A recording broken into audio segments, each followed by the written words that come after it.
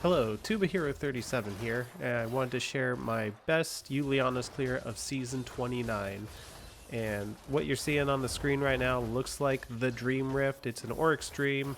At less than half the timer, I've got a Channeling Pylon, I've got Swarms, easy 2%, there's a Power Pylon available.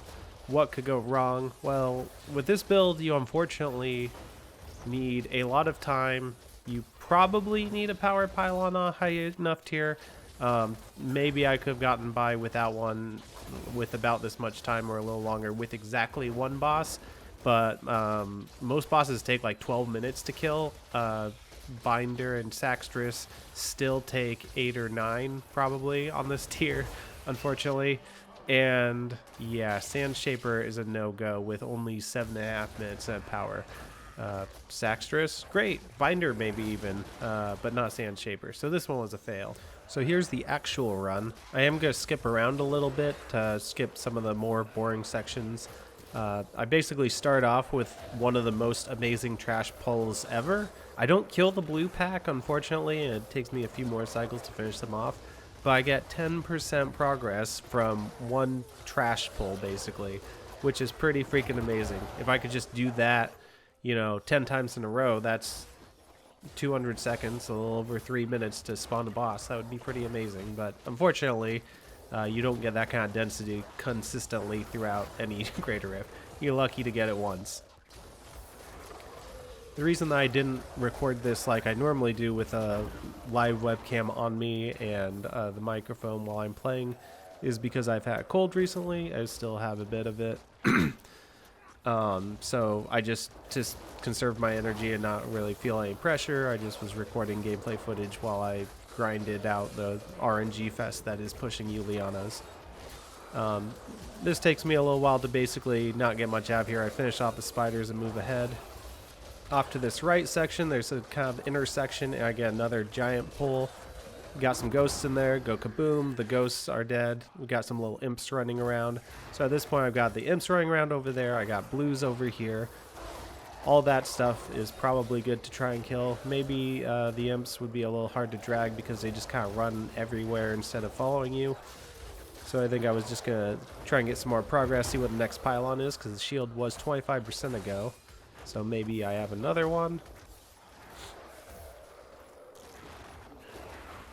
Looks like I didn't yet, or else I didn't go far enough to see it. I'm not sure. I know I get another one, but we'll just wait and see it together, I guess. But yeah, we have some very low health unburieds there. We have some low health imps behind them. And then some trash and 2 early yellows with high health. I decided it's not worth it to either prep the next floor or go back and drag yellows or do much of anything. I've got 3 packs right here counting the pylon spawn and not much trash, which means this won't take much time. And then I figured I can go back and maybe kill some of the earlier packs. There were 3 back there, a blue and 2 yellows. The 2 yellows were very high health. I don't think I remembered how high, but it's very, very high. So by the time I get there, they were a no-go. So this was an example of a floor that had like the perfect trash, but the elites weren't that great after the first one because the next 3 of them did not follow me further in the floor. If they had, then I think I would have gotten to like 80-something% off of this conduit, and that would have been a dream first floor. This is still a dream first floor, but that would have been way even better. Because sometimes you don't get good follow-ups, and then those you need every bit of percent on floor 1 you can get. In this case, pretty good. I'll take it. We're at 71%, 72%, and then we skip to floor 2. Floor 2 is hot garbage. I don't like this mob type. The map could have been good in a, if there's a big room somewhere. But I do not want to play that mob type with Uliana's, so I skip it. Floor 3, also a bad map, but great mob type. Lots of really small guys. I only need 28% to spawn the boss, so I figured, hey, I can get some of that on this floor, and then maybe a great follow-up with the power. So we try and do the biggest trash bowl we can get. Try and get back to overflowing Shenlong Spirit on cold. Unfortunately, everything just spread out there a little bit, but we'll just see what we get. Goodness gracious, that's pretty good. 82%. Only need 18% more to spawn the boss, and we're only about 5 minutes in, and we found a power.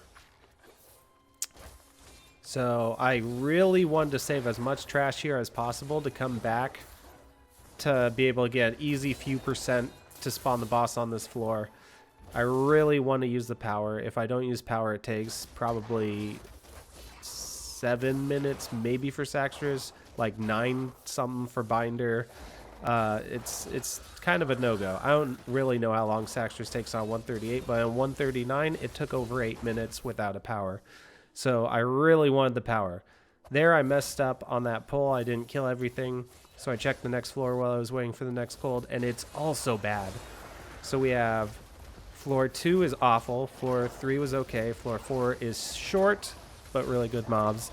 Floor 5 is a disaster. I do not want to try and get quick progress on the Ice Clan on a mediocrely open map of the woods there.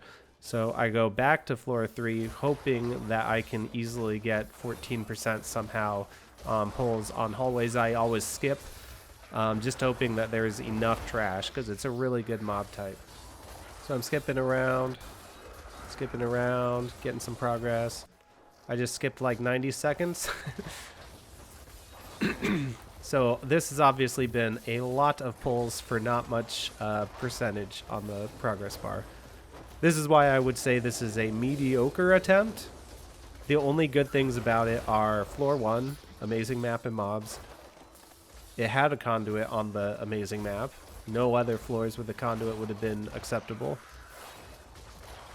And I had a power for boss, and I have Saxtras.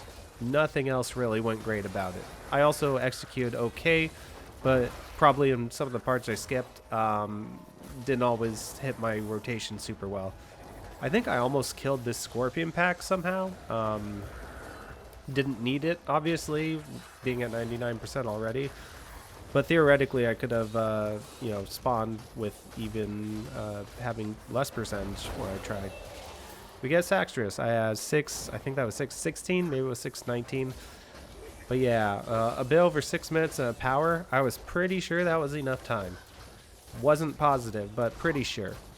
I've never actually, on these tiers, had a power for Saxtras or Binder. I've spawned with 6 or 7 or 8 minutes in the power before, but just always the wrong bosses, so it was always a fail. What I do here is I'm just trying to punch as much as I can. I'm not trying to 7-side strike other than for toughness sake. Sometimes if my Shenlong's is draining on cold, I'll go ahead and do it for, like no damage. But generally, I think you stack Stricken the fastest if you just keep using Fist, Way of the 100 Fists assimilation constantly. But I wouldn't be able to tank her if I did that. So I also dashing strike to try and keep that buff up, just to make it so that way fewer attacks actually hit you. It was getting kind of tornado-y in there, so I moved. Since I'd have to move her anyway, I just decided to do it now. Alright, so I skipped a few minutes, but basically the strategy that I stuck with all the way to the end here was I decided I was going to click the power right when Saxtras started spawning ads. So when they get below 75%, at that point I'm not going to stack much Stricken anyway because of all the ads. I figured whenever that is, that's going to be why I click the power. It just so happened to be early enough to only be about 1 cycle before the minute timer popped up. Generally, in any real push attempt, you click it around the minute mark, just because any later and you definitely wasted potential of power attacks. So there we go. It's time to rock and roll. I do try and get all 4 Shenlong hits in that I can in a rotation, so you can get them once on an off rotation and once on cold. So I did there around Holy. Here I do again on cold. That makes it easier to kill the ads because they're already kind of weakened. If you had one late enough, theoretically you might be able to get an Oculus to use on cold, but that just doesn't really work out timing wise. So I'm mostly just doing it to try and do the most damage as I can to get an extra, even if it's only 1/3 the strength, an extra attack. And there we are. It only took 2/3 of the power pylon, so that's pretty amazing. I go to town to get rid of those ads, and then I look at my gear here. Alright, so this is the gear I'm wearing. It's all really, really, really good. If you don't know about the season theme, that's going to be perpetual going forward. We get whatever, as many bounty matches you want, basically for free. So as long as you play a lot to also get Forgotten Souls, you also get a lot of crafting mats for upgrading rares. It's pretty easy to get PTR-like gear on live now. I just wanted to make a few final notes on the gear. This season in particular, you really want to get as much dex and vit on the places that you can get it without too big of a sacrifice easily. And in this season, cooldown and area damage are not a big deal on gear because you get so much cooldown and so much area damage from your paragon. There's not that many slots that you actually would want to roll them on. You still want as much crits as possible, especially if you don't take it in your paragon at all. Now, that makes crits actually a little bit more important than they have been in the past to get on gear. But you can't do anything if you're dying because you don't have enough vitality, or if you don't have enough dex multiplier because you don't have any dex. So those are still really important rolls on your gear. Just want to end saying I'm looking forward to Season 30, pushing with the Soul Shards again. Lots of Ring of Fire pushing, I'm sure. I want to be Paragon farming again, since we didn't get to do that this whole season, really.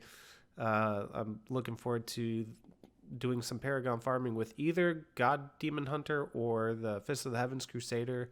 Probably going to make both and Paragon a bit on both. I'm not sure which one I'll prefer, but if nothing else, I'll have variety of options.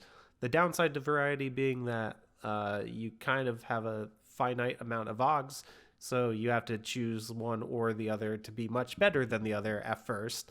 But then eventually they'll be at parity as you get more Paragon and you have enough Augs to Aug all the builds you want to Aug.